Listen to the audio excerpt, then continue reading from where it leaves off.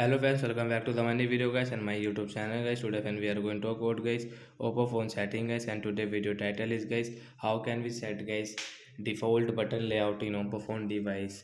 Friends, you have changed guys your phone button layout setting, and friends you want to set into default settings. So how can you set today friends? I will show you, I will tell you.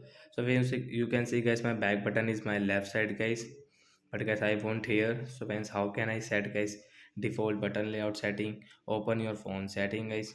After on phone setting I scroll it, as you can see guys your phone system setting we will tap on system setting guys. You can see system navigation guys, tap here. Friends, you can see button layout, so guys click on guys your first button layout setting, default setting. So friends, you can see back button was there, but guys now guys we have here, so guys we can back from guys the right side. We can usually our phone with this default button layout setting. So like that guys you can set guys your three button layout default setting. So that's it guys, thanks for watching the video, bye bye guys.